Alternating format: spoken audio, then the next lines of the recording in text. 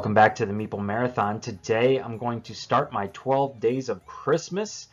This will be my top 12 lists featuring, various board game genres and finalizing with my top 12 games of 2022. So, without further ado, let's go ahead and get started. Coming in at number 12 is Wild. So Wild is a deck builder with a little bit of tactical skirmish element to it. There's a dungeon crawl feel to it, but it's a static map. There is 3 different maps that you can choose from or play through, and generally a full game consists of 3 different chapters where you're going to be playing through. You're going to be building up your deck over the course of that time and taking on smaller minions, which are represented by just kind of generic standees. You can see there in the picture with the colored bases. The trick with Dire Wild is that you need to create or summon an animal each time. So you're actually going to take your cards that you draw into your hand that turn, and you're going to choose one to be your base card, and you're going to flip all the rest over and use them as adjectives per se. They're going to boost your stats in various ways, and that's going to give you an animal. So you can see here this animal here that they're summoning is a Compy Raptor, but it's got all these other adjectives boosting its movement and its attack power and things like that. The reason that Dire Wild it's a very charming game, it's a very unique game, the way they have you combining the cards. The reason it has fallen for me so far down the list is that it's a very difficult game, and it's a big table hog, it's a big commitment. So make sure you're wanting to get into a kind of a challenging deck builder if you get into Dire Wild. All right, at number 11,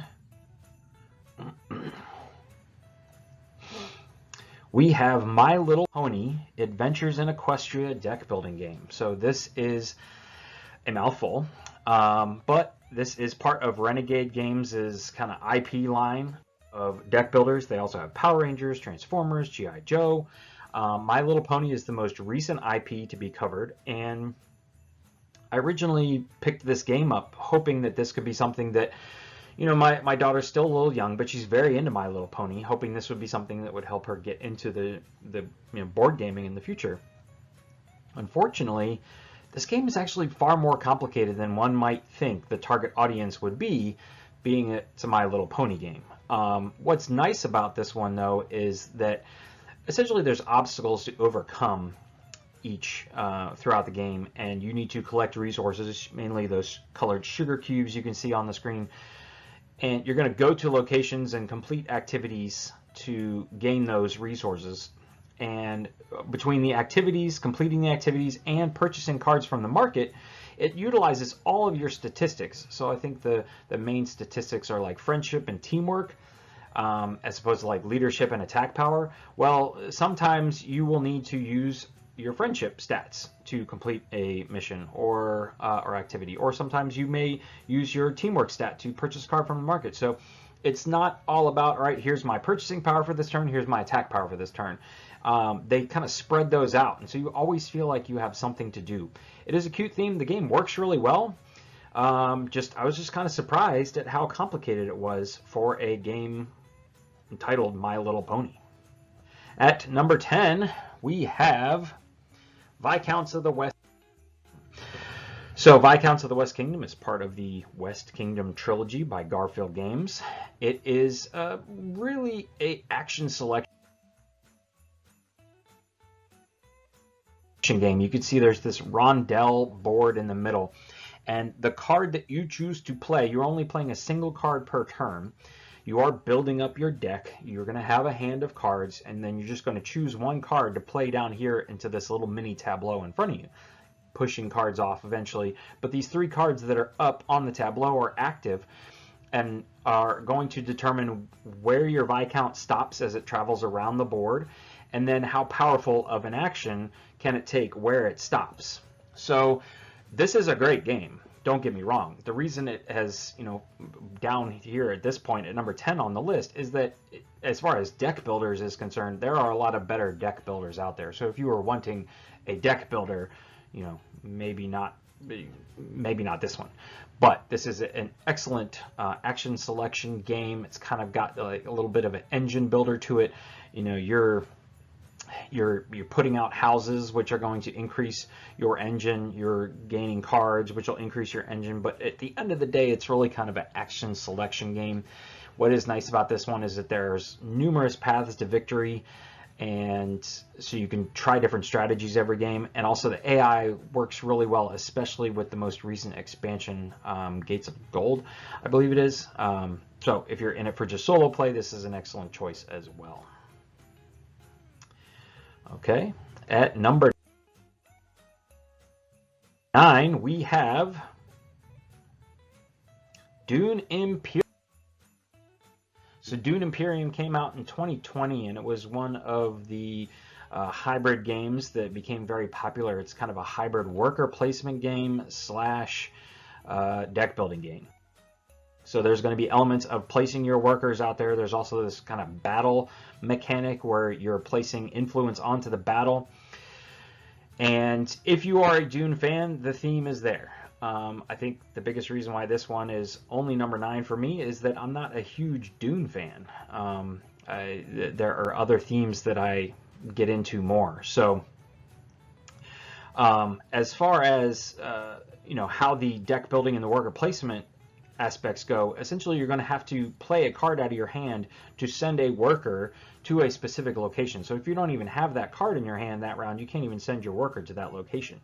But then once you have sent out your few workers that you have, the rest of the cards in your hand are played at the end, and those could influence battle. You could use them to purchase cards. You're kind of holding them tight to the vest, especially for the battle scenarios, because you may swoop in with more power than people were expecting in the battle and take the day. So it's a very tight game. You only play to like 10 victory points or something like that. And it is a well-designed game and has several expansions that I've heard great things about. Haven't experienced personally, but if you're a Dune fan or you want to try out one of these hybrid games, this is definitely a good one to check out. Number 8, we have G.I. Joe the Deck. So this is in the same line as the My Little Pony deck building game. It's an IP deck builder from Renegade Games. This one just speaks to me on several levels, the biggest one being nostalgia. As someone who played with G.I. Joes as a child, still has some of my G.I. Joes and has been repairing them for my boys, fixing the rubber bands inside and things like that. This one really hits on all those nostalgic levels. It also does a really lot of unique things as far as deck builders are concerned. And it fits the theme really well. Essentially, when you go on a mission to defeat Cobra, you're going to have to choose a vehicle from your hangar, and depending on the vehicle you choose, that determines how many Joes you can actually send on the mission. And then you're looking for keywords. So you can see all these keywords here on the Joe cards. These keywords determine how proficient they are at defeating certain missions. So a mission with like recon or stealth, the people who have those attributes are going to roll more dice than just any Joe can always roll 1 dice. The biggest drawback to this game is the dice. So you are rolling dice to determine whether or not you are successful on any given mission, and the dice can screw you, period. There is randomness in dice rolls. That's the way it's always going to be. My hope for future expansions for this is that they give us more cards that can help change the dice rolls, flip it over, more reroll opportunities, things like that, so that the randomness of the dice roll is reduced a little bit. Otherwise, if you can get past the fact that you could get totally screwed by the dice, this is an excellent game, especially if the IP speaks to you, because I think this is a great G.I. Joe game for nostalgia purposes. All right. At number 7, we have Lost Ruins. So this is the other game, along with Dune Imperium, that came out in 2020, and it is also a hybrid worker placement / deck building game. This one in particular, the theme This is much more of a Indiana Jones archaeologist theme as opposed to the Dune space opera theme. This one again though is very tight, very just a few worker placement spots. They're going to grow and increase as the game goes on. Again, you have to play a card from your hand just to even go to the worker placement spots. What's interesting about this though is that within each round there are certain free actions or actions that you can take that don't require you to play a card. You're just spending your resources. And so similar to like a game like Everdell where your turn could last longer than someone else's, you could really combo together some really nice stuff in this game. Also, the production quality of this game is amazing. Dune Imperium is fine, but to really have the nice production quality, you got to pay for the extra, miniatures pack and whatnot. Otherwise, you're just dealing with like wooden cubes. This one, though, right off the bat, right out of the box, you've got these amazing just pieces to play with, which just expounds on the experience with the game. So again, if you're more into an Indiana Jones theme, I would go with this one. If you're more into a space theme, go with Dune Imperium. You can't go wrong with either one of these games. They're both very tight as far as play is concerned, worker placement spots, and deck building. This one especially, your deck is very small. You're going to go through it a lot of times, so the choices you make and what you place into your deck are super important. But again, just both games I highly recommend. All right, at 6 we have Legendary Encounters. This is kind of covering the entire line of Legendary Encounters games, but for me, my preference is the Alien deck building game. They also have Firefly, Buffy the Vampire Slayer, Predator, and James Bond. I might even be missing one or two. But this is really, they took the Legendary Marvel game, which is just a pure deck builder in my opinion, and added two things which make it a great game overall. One is the kind of just events that you have to play through and overcome, which helps them make it very episodic. And the events all combined really create the movies of Alien. And for every different set of episodes, you can have a set of crew, which they recommend, and that's always what I play with. And then you essentially feel like you're playing one of the Alien movies. Also, the fact that you are given a player power, a unique player power that is specific to you. It really just gives you one card that you're going to see more often, and one like special power that you can use it's passive. But that just one card changes it up so much for me and makes it just such a great experience that it does matter. You can see, like, do I want to be the medic and be able to heal more often, or do I want to be a mercenary and have that additional boosted attack power when that card comes up? So just those two things that they added in really upgrade the game experience for me. The downside to this game is, at least this one, is that it is Alien themed. There is some gore on the cards. I can't get this one to the table with my younger kids right now, but it's a great for me to get out and play, like around Halloween, things like that. And again, just pick your theme. If you are a Firefly fan back when it was a TV show, get that one. If you're a James Bond fan, go get you the James Bond version. Coming in at number 5 is... Clicker isn't working. Thunderstone Quest. So this is, Thunderstone Quest, which is the most recent. There's 3 versions of Thunderstone Advance. Thunderstone Quest is definitely what you want to be looking for. It's the only one in print right now. This is easily the heaviest, well, maybe not, but it is a heavy deck builder. There is a fair amount of rules you need to keep up with. There's also this aspect of you pick up and add to your deck items, weapons, other items, spells, things like that, and you then have to have heroes included in your deck. You'll see here that Felon, over the course of the game, you're going to be upgrading your heroes. So culling the weaker card and improving it with the better card. Here he goes from 1 to level 3. His stats increase, but he also has a kind of weapon proficiency that he can hold up to 2 worth of weapon. So if you don't have the heroes to hold the items, if you have a hand of nothing but items, they're not going to wield themselves. So keeping that in mind, it can be more challenging. You can't just draw your cards, count up your attack power, and go at it. But it is, it's a more complicated game, but it is a much more engaging, in-depth game if you're ready for that weight. You essentially build up your hand, equip your heroes, and then you send them into the dungeon, which you can see there on the right. There's not really any randomness. There's usually not any surprises. There are in a few of the cards, but for the most part, you know how far down into the dungeon you can get, and you know who you can attack. This was originally designed as a competitive deck builder, but my preferred way to play, and the way I recommend it for anybody, is the barricades mode, where they essentially pit the kind of final bosses against you and make you have to deal with minions throughout the game before you bide your time to then take on the boss at the end. That's, there's a ton of content, and they've improved the kind of entry level to this game. And with the most recent Kickstarter, they're going to, it's going to be much easier to get into Thunderstone Quest and then pick and choose your expansion content that you want to add on. So highly recommend this one. All right. For now, at number 4, we have Marvel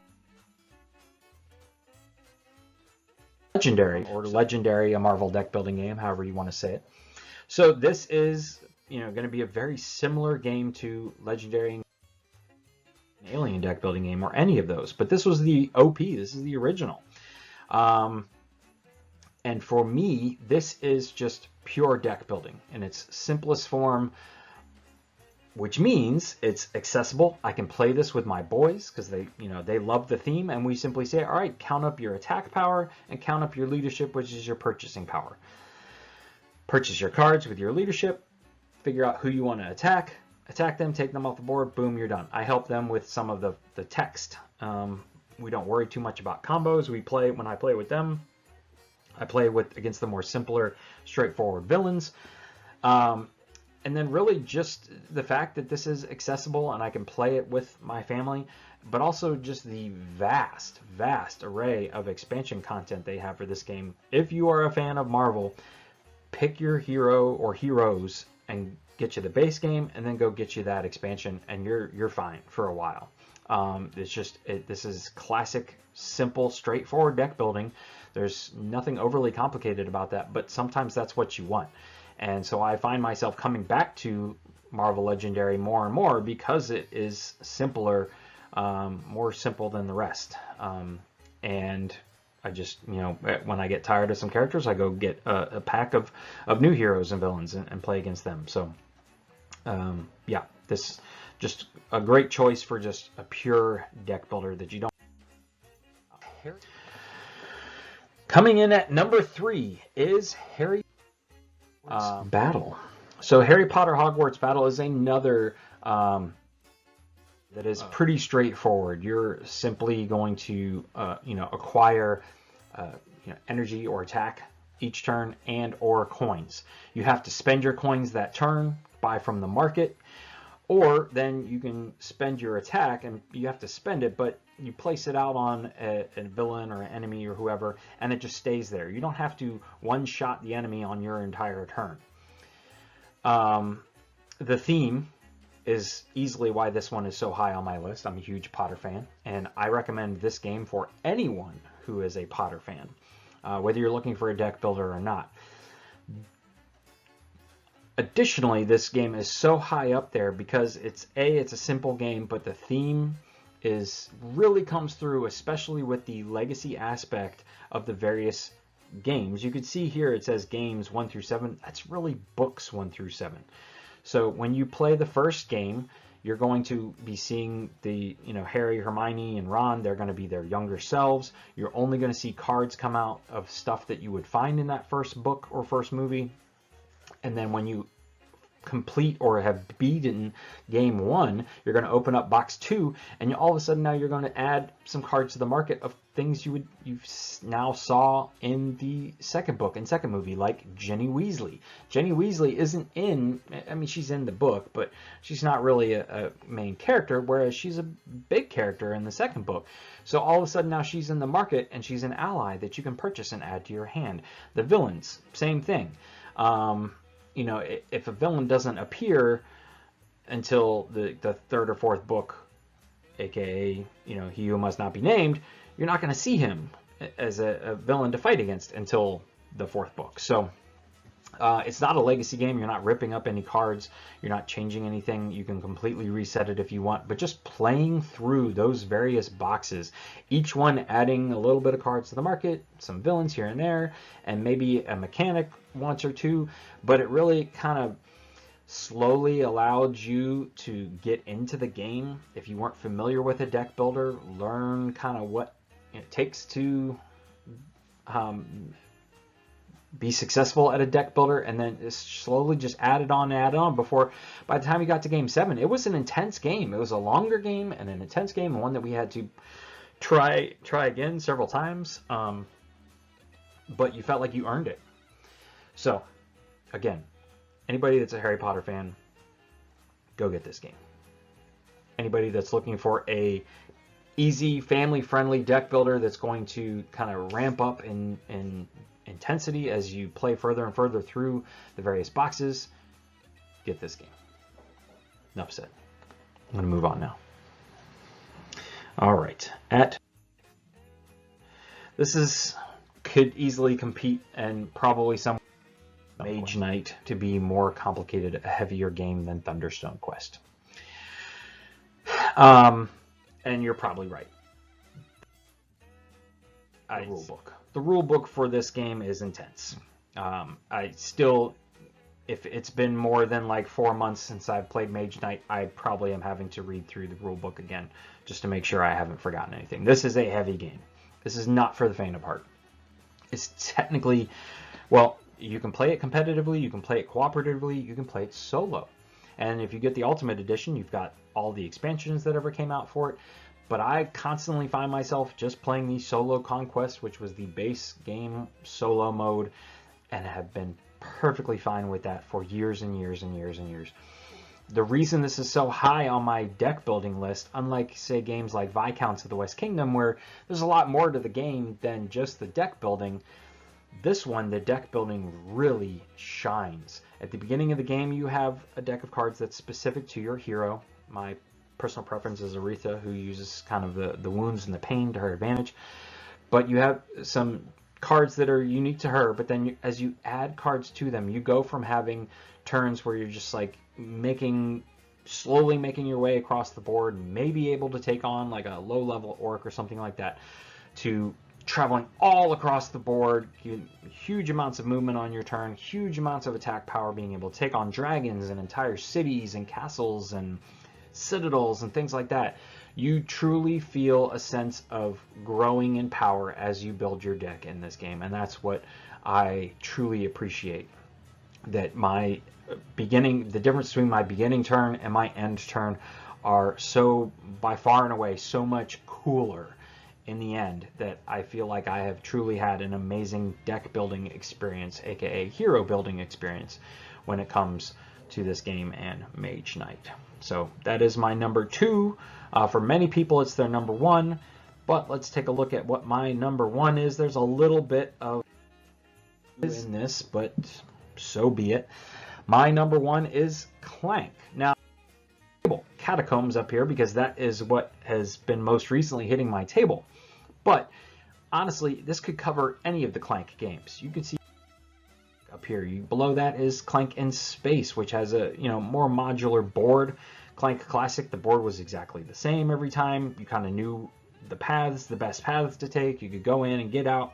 Boom. The modular nature of Clank in Space changed that up a little bit, and then they had Clank Legacy, which was truly building the map as you played, adding to it, tearing up cards, stickering things, all that kind of stuff, but that same classic Clank gameplay. And now we have Catacombs in the upper right corner there, which has a modular board. You're going to be flipping over tiles and building out the map as you play. As you advance and move from one room to the next, you're going to take the top tile, so you never know what the map's going to look like, and you cannot see it at the beginning of the game.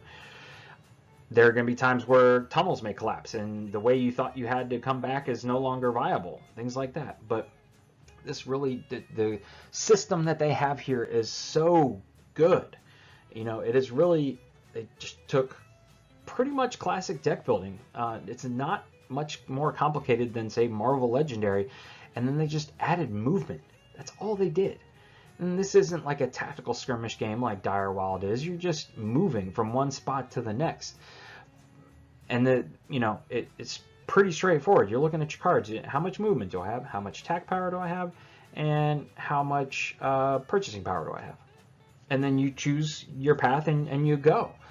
The Clank aspect, for those of you not familiar, is certain cards, especially in your beginning deck, make noise. You're a thief. You're trying to get in and get out quietly, quickly and quietly. Well, eventually you're going to make noise. That's bad.